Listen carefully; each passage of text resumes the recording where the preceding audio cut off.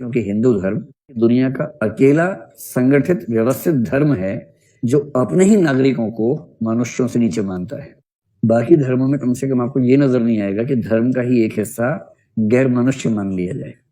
हिंदू धर्म में ऐसा डिस्क्रिमिनेशन था, कास्ट सिस्टम था, और इस जाति व्यवस्था ने एक समुदाय को इतना वंचित कर दिया, उसे मनुष्य मानने से मना कर दिया। कैसे फिर भरोसा करे?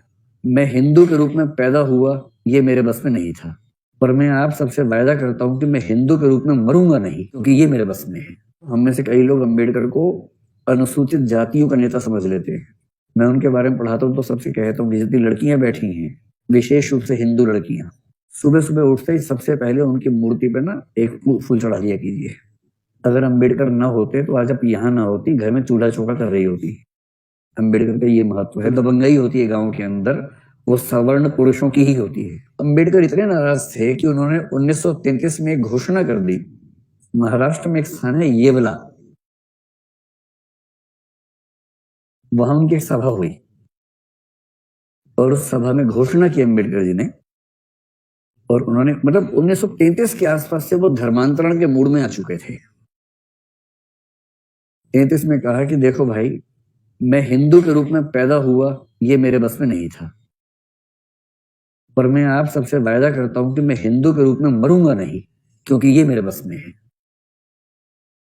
और ये वो पॉइंट है जहां पर उन्होंने हिंदू धर्म को खारिज करने की बात कही, क्योंकि हिंदू धर्म, उनका कहना है कि दुनिया का अकेला संगठित व्यवस्थित धर्म है जो अपने ही नागरिकों को मनुष्यों से नीचे मानता है। बाकी धर्मों में कम से कम आपको ये नजर नहीं आएगा कि धर्म का ही एक हिस्सा गैर मनुष्य मान लिया जाए। हिंदू धर्म में ऐसा डिस्क्रिमिनेशन था, कास्ट सिस्टम था, और इस जाति व्यवस्था ने एक समुदाय को इतना वंचित कर दिया, उसे मनुष्य मानने से मना कर दिया। कैसे फिर भरोसा करे? तो अंबेडकर इतने नाराज हो गए कि अंत में घोषणा कर दी कि मैं हिंदू धर्म छोड़ दूंगा, मरूंगा नहीं हिंदू के रूप में। इसके बाद महात्मा गांधी ने खूब समझाया कि नहीं अंबेडकर, ऐसे मत करो, ऐसा थोड़ा ना होता, हृदय परिवर्तन करवाएंगे हम लोग मिलकर, सबको ठीक करेंगे, तुम चिंता मत करो। अंबेडकर बोले कि आपके से तो हो नहीं पा रहा इनका हृदय परिवर्तन, 1000 साल में एक आध व्यक्ति आपके जैसा पैदा होता है, अब हम फिर 1000 साल वेट करेंगे? तो महात्मा गांधी के तर्क उनको संतुष्ट कर नहीं पाए और फाइनली वो आक्रामक रहे। उनका महत्व बढ़ता गया इन सब समुदायों के बीच में। हिंदू महिलाओं के पक्ष में और सब महिलाओं के पक्ष में उनकी जिद थी कि यूनिफॉर्म सिविल कोड आना चाहिए, ताकि महिलाओं को उतने ही अधिकार मिल सके जितने अधिकार पुरुषों के हैं। अब मैं जो बताना चाह रहा हूं, हम में से कई लोग अंबेडकर को अनुसूचित जातियों का नेता समझ लेते हैं। मैं उनके बारे में पढ़ाता हूं तो सबसे कहता हूँ कि जितनी लड़कियां बैठी हैं, विशेष रूप से हिंदू लड़कियां, सुबह सुबह उठते ही सबसे पहले उनकी मूर्ति पे ना एक फूल चढ़ा दिया कीजिए।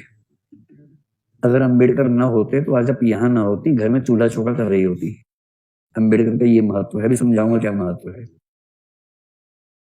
हिंदू महिलाओं की मुक्ति के लिए जितना काम अकेले अंबेडकर ने किया, उतना सब के सब बाकी लोगों ने मिलकर भी नहीं किया। इतना महत्व है उनका। और वो हिंदू शूद्र महिलाओं की बात नहीं कर रहे हैं, वो हर महिला की बात कर रहे हैं। अंबेडकर अगर दबाव न बनाते तो नेहरू शायद हिंदू कोड बिल को टाल जाते। वो टाल नहीं पाए क्योंकि उसके पीछे अंबेडकर अड़े हुए थे। खैर, ये सब होते होते 1946 से 1949 तक उनके हाथ में काम आया भारत के संविधान की ड्राफ्टिंग का। वो संविधान की ड्राफ्ट कमेटी के प्रमुख थे और पूरी संविधान सभा में एक ही व्यक्ति, संविधान सभा में क्या, वो संविधान सभा का सलाहकार था, संविधान सभा का हिस्सा नहीं था। BN राव का नाम सुना होगा आपने। पूरी उस सभा या सभा के सलाहकारों में एक व्यक्ति था जो अंबेडकर के आसपास कहीं टिकता था संविधान की समझ में, कानून की समझ में। वो BN राव थे और BN राव ने हमारे संविधान की दिशा तय करने में बड़ी भूमिका निभाई, अंबेडकर ने भी निभाई। और क्योंकि संविधान अंबेडकर के हाथ में था और क्योंकि महात्मा गांधी की इस प्रोसेस के बीच में मृत्यु हो गई थी, अंबेडकर ने कुछ कमाल तो संविधान में कर दिया। मूल अधिकारों में सबसे पहले 14 से 18 तक कौन सा अधिकार है? सबसे पहले समानता का अधिकार। अगर उदारवादियों की चलती, पहले स्वतंत्रता का आता, फिर समानता का आता, पहले कौन सा आया, ये बड़ा महत्वपूर्ण है। और समानता के अधिकार की बात करते हुए अगर आप आर्टिकल 15 को पढ़ेंगे तो उसमें स्पष्ट रूप से लिखा है कुएं, मंदिर आदि उन सब पे सबकी एंट्री उपलब्ध होगी। आप समझ सकते हैं कि उसके पीछे का भाव क्या है, दर्द क्या है। आर्टिकल 17 सीधे सीधे इसीलिए है, अस्पृश्यताकांत किया जाता है। महात्मा गांधी ने खूब कहा कि पंचायती राज को महत्व देना, पंचायती राज को महत्व देना। बीच में चिट्ठी लिखते थे संविधान सभा को। महात्मा गांधी बड़े आदमी थे, संविधान सभा तो बच्चे बैठे हुए थे, तो संविधान सभा का हिस्सा नहीं बने महात्मा गांधी। बोले तो बच्चे, मैं क्या करूंगा इसमें आके।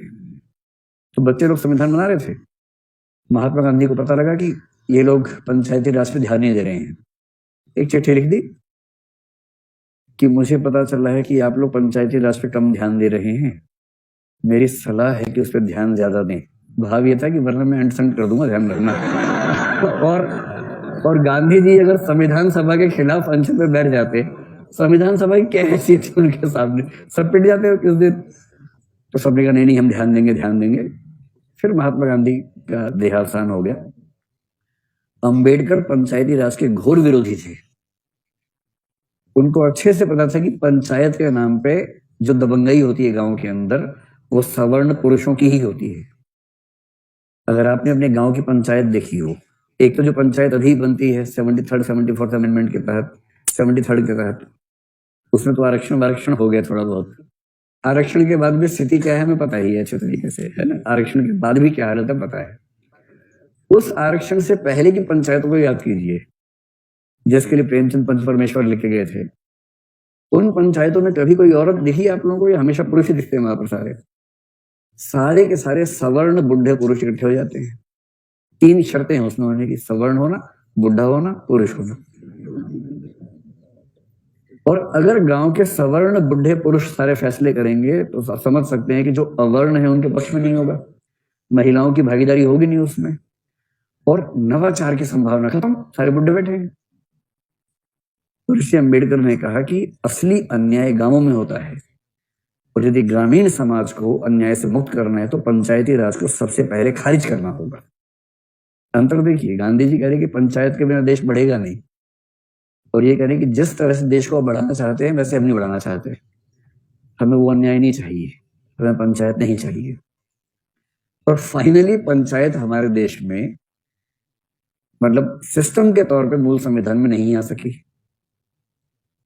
केवल हमने इतना कर दिया कि डीपीएसपी में लिख दिया कि राज्य पंचायती राज को बढ़ाने का प्रयास करेगा, और राज्य सूची में एक एंट्री कर दी पंचायती राज। और राज्यों की छूट है, चाहे तो पंचायती राज कर लें, नहीं तो ना करें। ये तो बाद में 73rd अमेंडमेंट से ऐसा हुआ कि पंचायती राज एक कंपल्सरी सिस्टम बन गया, उससे पहले कहाँ सिस्टम था।